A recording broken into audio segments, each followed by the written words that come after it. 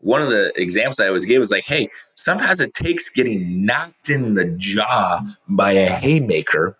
So, next time a haymaker comes, you should duck or you should get out of the way or you should walk away, whatever it might be.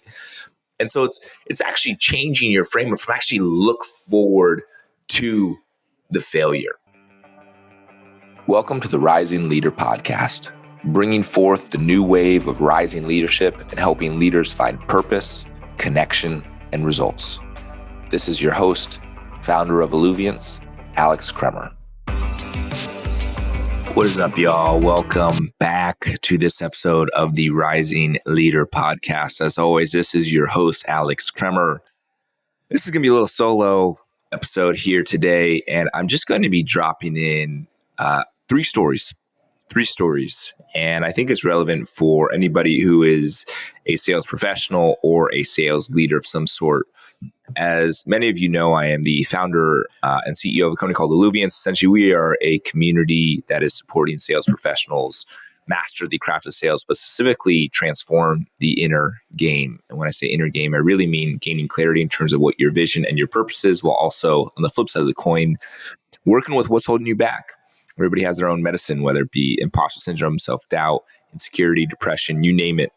And what I found is that by actually working with a combination of your vision and also gaining clarity on what's actually holding you back, that's what allows you to step greater into who you're really meant to be, while also becoming a damn good seller in the process. Because when you're owning your uniqueness, your strength, when you are committed to the journey, let's just say the world starts to manifest around you in the ways that you want it to. So I want to, share three stories, and as part of running this community, I'm speaking with account executives, managers, directors, SDRs, literally all day, every day. It's like I've never talked to this many people in my entire life, and we talk about so many different types of things and topics. But I actually want to share just some common questions or themes that I typically see as people are really going on the journey of what they're stepping into. And so I'm not going to name any names here in this, but for some of you who might be listening to this, you might be like, hey, this sounds a lot like a conversation that I had with Alex here. So the first one is this. There's a rep who I know who he is at a very well-known tech company. Outreach used to compete against them quite a bit. And they this rep just moved from the SDR into the AE position. And he's unbelievably excited. We've been working towards it for a good amount of time. And, he came to me, it was his very first week officially in that account executive role. And he's like, man, Alex, I just got to tell you, I'm feeling super stressed. He's like, they just gave me my book of business. I have about 550 accounts that I'm needing to work through, to tier, to create account plans for. He's like, I'm in full grind mode. He's like, I knew I wanted this the entire time, but at the same time, I am overwhelmed. What do I do?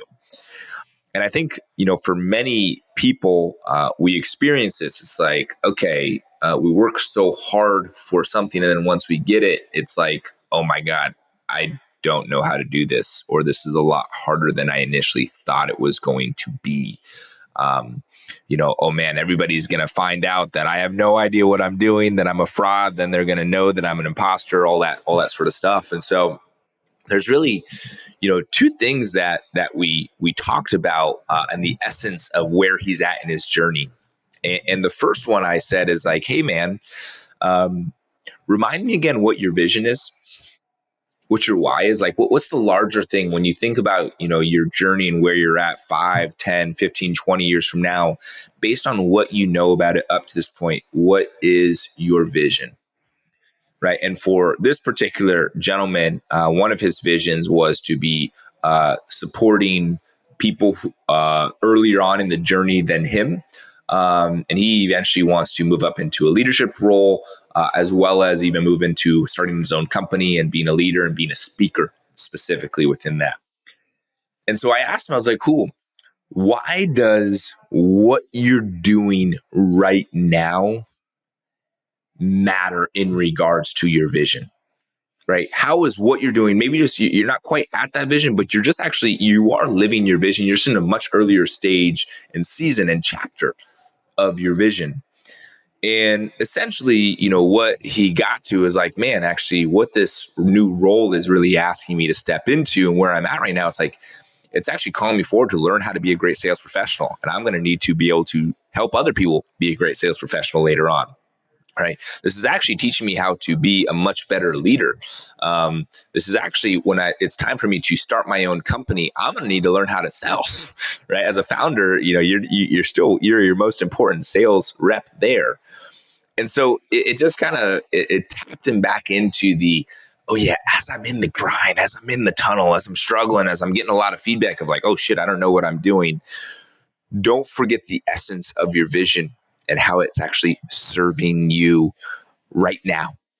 Right. And just by doing that, it kind of gave him that greater sense of like, okay, I'm here. And me getting effed up a little bit or me feeling overwhelmed, it's actually part of preparing my vessel, so to speak, for when it's time for me to step into that vision. So that was the first thing we said. The second thing that I shared with him, and this is actually some of the best piece of advice that I got when I actually started at Microsoft, my first job right out of college, is I said, hey, man, one of the things that I've seen so many reps do is they're afraid to fail because they're afraid of what it's going to look like, to other people. And I said, here's actually the opposite, perspective on that. Fail as fast as possible, man. You want to try to fail as quickly as you can, because the sooner that you fail, the sooner you are going to learn from it. It's almost like a failing forward type of perspective. One of the examples I always gave was like, hey, sometimes it takes getting knocked in the jaw by a haymaker. So, next time a haymaker comes, you should duck or you should get out of the way or you should walk away, whatever it might be. And so it's actually changing your framework from actually look forward to the failure. When I was single and living in New York City, and I would see, a woman who would be walking on the street, oftentimes I'd actually go up and I would introduce myself to them. And the reason being is I would say, first off, if they walk by and I didn't say anything, there was always that voice in my head of, man, what could have been there? That could be your future wife right there. And that's this feeling of like, man, I didn't take action, sucks right there.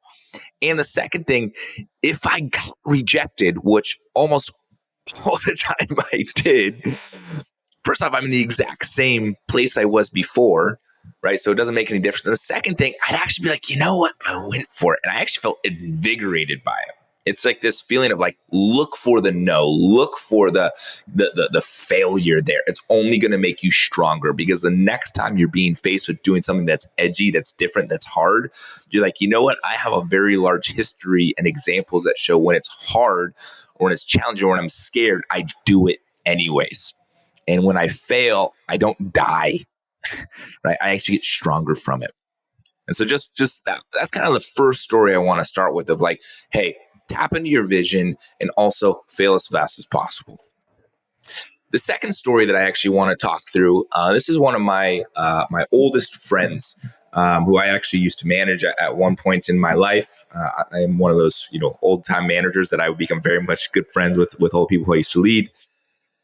And he just got a job as an enterprise account executive at one of the top AI companies within the country. And we were talking a lot about, what is important that you can learn from your previous companies or your previous roles as you enter into this one. And essentially kind of what he came to, he's like, man, at this company, I really want to just freaking own my truth. I want to own my badassery. I want to own my light. He's like, sometimes I feel like I've actually dimmed my light so that I would fit in at these other companies. Or in another way, he's saying is like, I would actually look at these companies to make me feel whole versus me already being whole and starting at this company. And so we talked about like, what does that actually mean? How do you approach that? And so, there's a couple things he said. He's like, first off, I need just like my identity, how I view myself needs to be, man, I know my worth and I know my value here. right? I know that I'm going to bring a really powerful perspective. I know I'm going to bring a certain number of years of experience. I know I'm going to bring someone who is going to show up and play full out and be a team player. And it took him kind of like going through experience of not showing up that way till he was able to start to be like, this is how I'm going to be taking the intention of it. And then once we got into like what's kind of important to him, then it's like, cool, what actions do you actually need to take to do that? And so he said, number one, he's like, I think I need to have a conversation with my manager and my skip level. And if possible, the CEO of this company, because it's a pretty early stage company, is like about what my why is and how it's attached to the why of the company. Own it. He's like, I need to share my vision in terms of what I'm doing here. And this is what he said. He's like, I'm going to get there. And my first week, my goal is to have a conversation with my boss, my skip level, and the CEO all separately and be like, you know what? My goal here is to be the number one AE at this company, but be more than AE. I want to be someone that you guys look to as like, that's somebody who embodies the values of this company, but that's also someone who's like, how do we find more people like this guy? And it kind of takes a little bit of, so to speak, cojones to put yourself out there to say, hey, I want to be the best rep here. You're saying like, hey, like I'm gonna go for it here. And that's scary, because what if you get there and you suck? What if you get there and you don't know what you're doing, and then you lose a lot of deals, and then you're at the bottom of the leaderboard? You talked all this big game at the very beginning, and then you can't actually follow through. You look like a phony. Right. And so, it's like, own your truth, own your value, but then can you actually put yourself out there and be edgy with it? Now, that doesn't mean be cocky and be overconfident. What it does mean is like, hey, I want to open up a conversation, really be open and share what my vision is that I'm doing at this company. And I actually want to ask at the same time in those conversations. This is what he said. I want to ask at the same time in those conversations, what's their vision? What's their personal vision, and what's their vision for someone who steps into this role?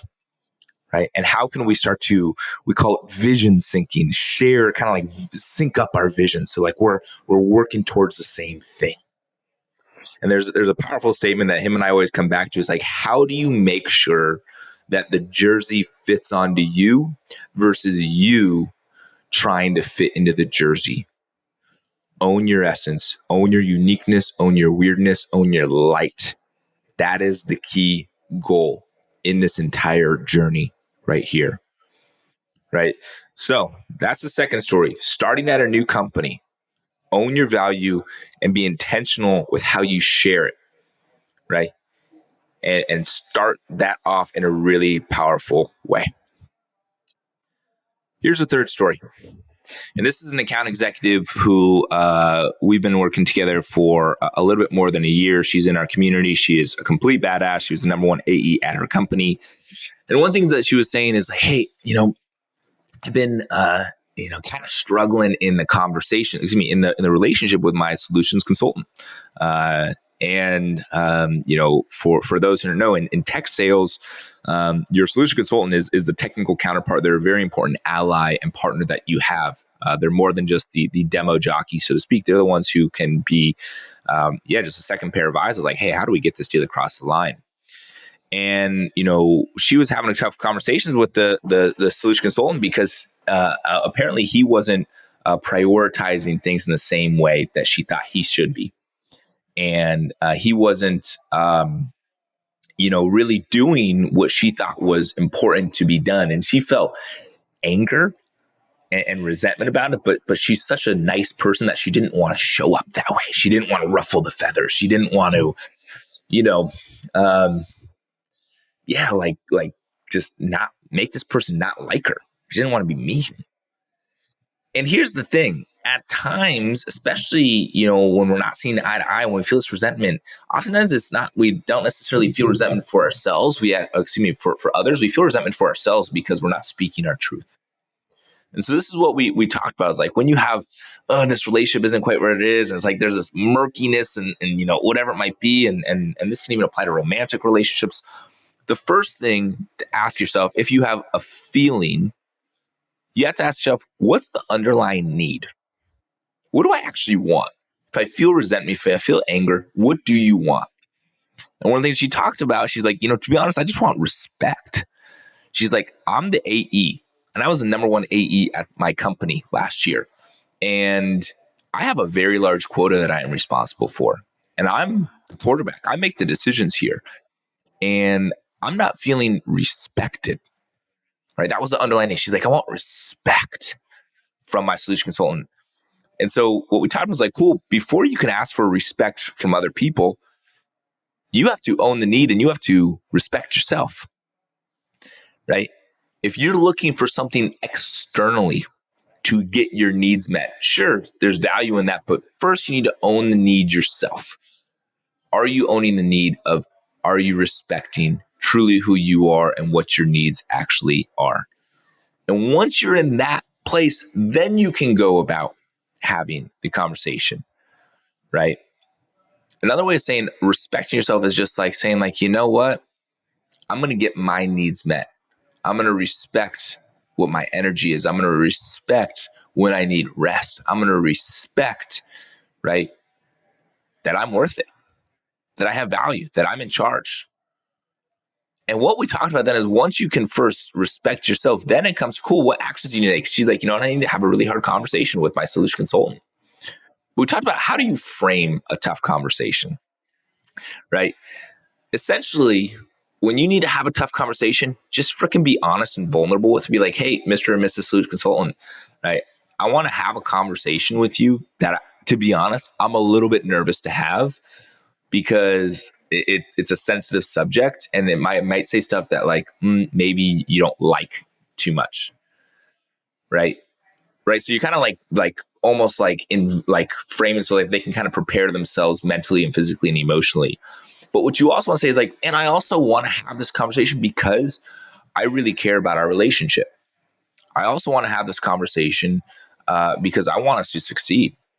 I want to have this conversation because the working relationship that you and I have is unbelievably important, not just to our fulfillment, but also to the numbers that we end up producing.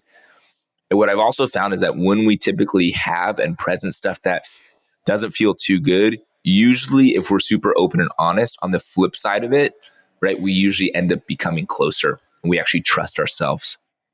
Because here's the thing, especially as millennials, here's typically what I'm seeing is that when you are afraid to have the hard conversation, which is for many of us is, this like weird murky energy starts happening, right? You kind of close your heart to them, they close your heart to you, you just kind of resent each other, but it's not going unspoken, and you just kind of gradually drift apart.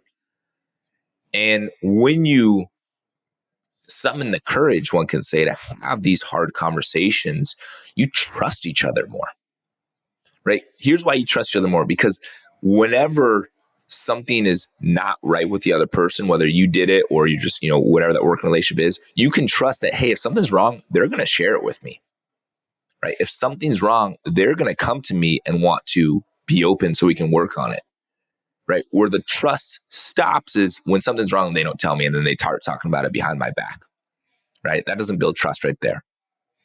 And so the frame of those conversations is so important. And especially it's like you could relate it to sales too. It's like, when a prospect's being weird with you, or, let's say they're giving you, they're saying yes, but energetically they're saying no. Can you just be like, hey, can I ask you a question that, like, to be honest, Mr. and Mrs. Prospect, I'm a little bit nervous to ask or to share, but I also think it's just important, as we continue this relationship, is like, I kind of feel you saying yes, but like, I also kind of feel you saying no. Like, can I just call it out? And like, is there any truth to that? Right. So notice how like I cushioned or softened the feedback or the perspective by the frame right there. And she's about to have the conversation, so maybe I'll give on a future episode here what the outcome was. But really, if you notice, it's you own the need first. What's the underlying need from the feeling? People just so often act out of the feelings. I'm just angry, so I'm going to just talk to this person. But say, cool, what's actually the need? What does this anger want, right? You frame the conversation, and essentially in that frame, you share why it's important to them and why it's important to you and why it's important to you guys together. So I give these different perspectives here as simply the world of sales, the world of leadership, the world of business partnerships. It's actually simply an opportunity to deepen your practice with yourself. It takes courage. It takes going to your truth. It takes doing stuff that's edgy. It takes tapping into your vision. That's why this inner game of sales is so important. It's a hell of a lot more than just hitting quota, y'all. Hitting quota is really important. I'm down to do that. Let's make a shit ton of money for sure. Let's live a certain lifestyle that we want. And in a certain way, it's a spiritual journey of actually becoming more yourself and owning your needs and speaking your truth. So I leave you with that. And the last thing I'll say is we just last week launched an incredibly important event. This is probably one of the best and most exciting events that we've ever launched here at Alluviance. It is our very first international retreat. We are going to Costa Rica. It is staying at the Kremer Resort. It's like a 5-star resort in the heart of Costa Rica. And we're going to be there for 5 days. We are bringing together sales professionals, leaders, and founders to really just dive in deep with both the craft of sales and leadership, as well as the inner game and a lot of what we've talked about here, figuring out what your vision and your purpose is. We have already about 24 of the spots we have taken. We have about 35 total spots. So if you are open to checking it out, DM me. Check out alluviance.co/arise. Whatever you got to do, happy to have a conversation to see if this fits for you. And here's what I'll tell you. There's a movement happening. There is something greater, something larger that we are all stepping into right now. And especially as AI continues to take our jobs, maybe another way of saying that, just simply automate some stuff. We are all being asked to drop more into our hearts, into our consciousness, into a deeper level of self-connection. And that is the essence in terms of what we're doing, both from this podcast, from Alluviance, from our community, from our immersions, from whatever you want to call it. That is the mission here. So I appreciate you for listening to this episode. Hopefully these 3 stories support you, guide you, give you some perspective. And if you know of anybody else who needs to hear this episode, please make sure to share it along with them. But with that, thank you for being on the show, y'all. Thanks for listening to the Rising Leader Podcast. Make sure you hit that follow button so you get notified every time a new episode releases. If you know someone who wants to take their lives and their career to the next level, send them this episode so we can all rise together. For more information, check out alluviance.co. We'll see you next time. And in the meantime, keep letting it flow.